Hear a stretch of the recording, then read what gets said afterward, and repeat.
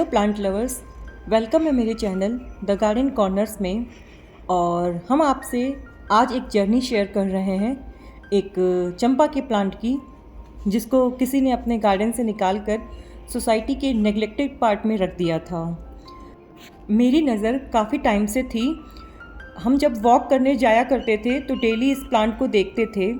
जब मैंने उस प्लांट को करीब से देखा तो उसकी मिट्टी पूरी सूखी हुई थी, पत्ते भी मुरझा गए थे, लेकिन ये इतना हार्डी प्लांट है कि इसने इतनी बुरी कंडीशन में भी होने के बाद भी इसकी नई नई कलियां बनती रहीं और प्लांट ग्रोथ पे था।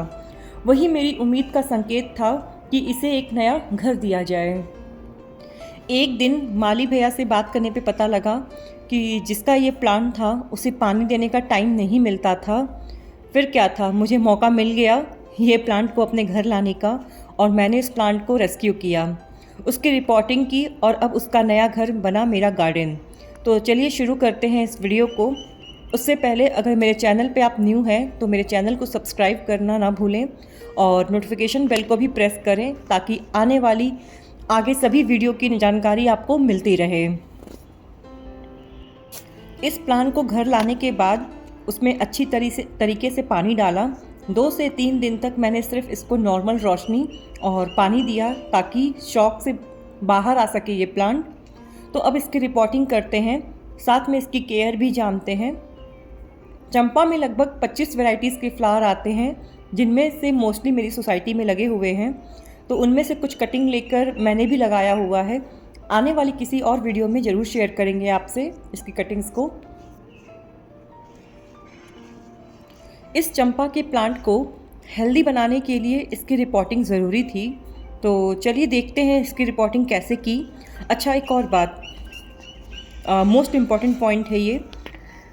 जब कभी आप रिपोर्टिंग करने जा रहे हों तो ये सुनिश्चित कर लें कि प्लांट्स को एक दिन पहले पानी दिया गया हो। मोस्टली प्लांट लाल मिट्टी में लग के आते हैं और लाल मिट्टी पानी जल्दी एब्जॉर्ब कर लेती है, जिससे सॉइल ड्राई होने पर वो कड़क हो जाती है। और इस कंडीशन में अगर आप रिपोर्टिंग करते हैं तो ज़्यादातर चांसेस होते हैं रूट्स डैमेज होने के। तो बेहतर ये होता है कि आप एक दिन पहले पानी ज़रूर डालें।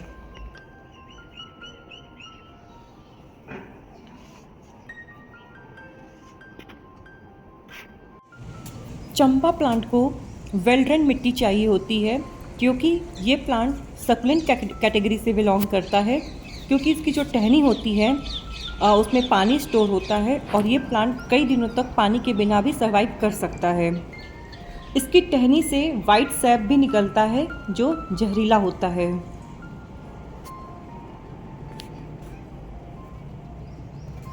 इसको रिपोर्टिंग करने के लिए मैंने 10 से 12 इंच का पॉट लिया है, जो कि प्लांट साइज़ के हिसाब से ये पॉट बिल्कुल छोटा है। आप जब भी पॉट्स का चुनाव करें हमेशा बड़े साइज़ के पॉट को चूज़ करें, क्योंकि चंपा का प्लांट काफ़ी बड़ा ग्रो करता है और जल्दी ग्रो करता है और रूट बाउंड होने के चांसेस बहुत जल्दी होते हैं। तो इसलिए हमेशा बड़े पॉट को चूज़ करें। मेरी एक ये मिस्टेक थी कि मैंने छोटे पॉट को चूज़ किया, क्योंकि उस टाइम पे मेरे पास यही पॉट अवेलेबल था।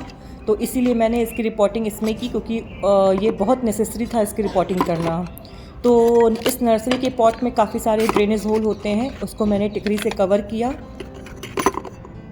तो वेल ड्रेन सॉइल बनाने के लिए गार्डन सॉइल, कोकोपिट, कॉम्पोस्ट, नीम खली, बोन मिल, चारकोल और डीएपी की ज़रूरत होगी ज़्यादा से ज़्यादा फूल लाने के लिए। और अगर आपके पास रिवर सैंड है तो आप उसे ज़रूर से इसे मिक्स करें। पॉट हमेशा ऐसा चूज़ करें जिसमें ड्रेनेज होल हों। आप टेराकोटा या प्लास्टिक पॉट्स का यूज़ कर सकते हैं। हालांकि ये प्लांट काफ़ी तेज़ी से ग्रो करता है, तो हमेशा बिगर पॉट को चूज़ करें। सॉइल मिक्सचर अच्छे से रेडी करने के बाद हम पॉट को फिल करेंगे।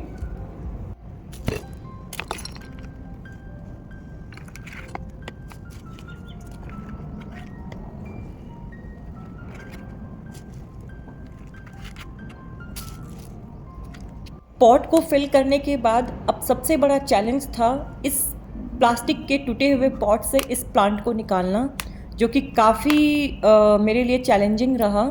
और जैसा कि आप वीडियो में भी देख भी पा रहे होंगे कि कितना मुश्किल तरीके से मुझे इसको निकालना पड़ा। और ये प्लास्टिक की जो पॉट थी वो धूप में रखने की वजह से ये पॉट जो ख़राब भी हो चुका था, तो जैसे ही मैंने इसको निकालने की कोशिश की ये पॉट भी टूटने लगा। तो फिर थोड़ा सा इसको मैंने खुरपी किया। खुरपी करने के बाद ये प्लांट आसानी से इस पॉट से निकल गया। बट ये प्लांट बहुत ज़्यादा रूट बाउंड हो चुका था, जो मेरे पॉट में ये ठीक से बैठ नहीं रहा था। पॉट में इस प्लांट को सेटल करने के लिए मुझे इसके रूट्स को प्रून करना पड़ा। हालांकि वैसे भी ये प्लांट रूट बाउंड हो चुका था, तो मुझे रूट प्रूनिंग तो करनी ही करनी थी। फिर आरी की हेल्प से मैंने इसके रूट्स को प्रून किया, क्योंकि काफ़ी फुल्ली डेवलप रूट्स हो चुके थे इसके, मैच्योर प्लांट था ये, इसलिए मुझे इसके रूट्स को प्रून करना पड़ा। रूट प्रूनिंग उन प्लांट्स के लिए ज़रूरी हो जाती है जो प्लांट काफ़ी मैच्योर हो जाते हैं, काफ़ी टाइम से एक पॉट में ही रह रहे होते हैं, उनमें अच्छे से रूट बाउंड हो जाते हैं, तो उनके लिए रूट बाउंड ज़रूरी हो जाता है। कुछ फ्रूट्स के प्लांट, कुछ हार्डी प्लांट्स जैसे कि चंपा, बोगनविला, रोज़, ये सारे प्लांट्स जब एक सेम पॉट में रूट बाउंड हो जाते हैं तो उनके रूट्स को ट्रिम करके आप सेम पॉट में भी रिपोर्ट कर सकते हैं। रूट प्रूनिंग करने के टाइम पे हमेशा रूट्स जो पतले रेशे टाइप के फाइब्रस रूट दिखें उनको ही कट करें। जितने भी टाइट पार्ट होते हैं रूट्स के, आई थिंक जिन्हें प्राइमरी रूट्स बोलते हैं, उनको डिस्टर्ब ना करें। उनको डिस्टर्ब करने से प्लांट्स की जो ग्रोथ है वो रुक जाती है। तो हमेशा बारीक रूट्स को ही ट्रिम करें, जिससे आपका रूट ट्रिमिंग भी हो जाए और प्लांट्स की ग्रोथ बिल्कुल भी ना रुके। अब बात करते हैं चंपा की केयर के बारे में, जिसे आप भी अपने गार्डन में इसे ऐड कर सकते हैं।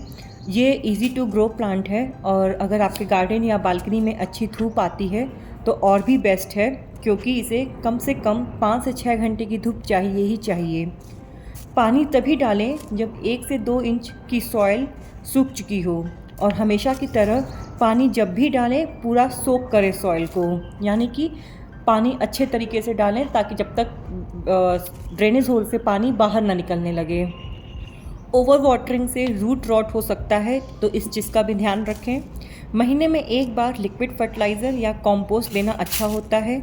ज़्यादा से ज़्यादा फ्लावरिंग के लिए आप DAP, अनियन पील पाउडर या बनाना पील पाउडर का यूज़ कर सकते हैं। और अगर आप NPK यूज़ करते हैं तो आप NPK 5-10-10 बेस्ट रहेगा, आप उसे भी यूज़ कर सकते हैं। प्रूनिंग करते रहना चाहिए इस प्लांट की, स्पेशली सभी प्लांट्स की। इससे क्या है कि न्यू ब्रांचेस प्रमोट होती हैं निकलने के लिए, जिससे फ्लावरिंग भी ज़्यादा होती है। जितनी ज़्यादा ब्रांचेस रहेंगी फ्लावरिंग भी उतनी ज़्यादा होगी। तो हमेशा सॉफ्ट प्रूनिंग करते रहें हर फ्लावर खिलने के बाद। और अगर कोई टहनी सूखी है तो उसे भी तुरंत काट के हटा दें, क्योंकि इसमें कोई भी ग्रोथ आगे नहीं होने वाली। मिली बग या एफिड्स का इन्फेस्टेशन ज़्यादा होता है इस प्लांट में, तो उसके लिए आप नीम ऑयल का स्प्रे करें हर 15 से 20 दिन पर। तो ये थी मेरी एक छोटी सी कोशिश एक छोड़ी गए चंपा के प्लांट को नई लाइफ देने की। आज वो प्लांट मेरे गार्डन का हिस्सा है और अब उसमें नए नए फूल भी आ रहे हैं। यदि आपके आसपास भी कोई प्लांट ऐसे नेग्लेक्टेड दिख रहा हो तो उसे आप एक मौका ज़रूर दें, क्योंकि हर प्लांट एक नई कहानी लिख सकता है। अगर वीडियो आपको ये पसंद आई हो तो प्लीज़ लाइक करना ना भूलें, और कमेंट में ज़रूर बताइएगा आप अपने गार्डन की कोई स्टोरी, एंड चैनल को सब्सक्राइब करना ना भूलें। और मिलते हैं अगले वीडियो में। तब तक के लिए खुश रहिए और मेरी तरह आप भी ऐसे प्लांट्स की खोज में निकल जाइए। Happy gardening.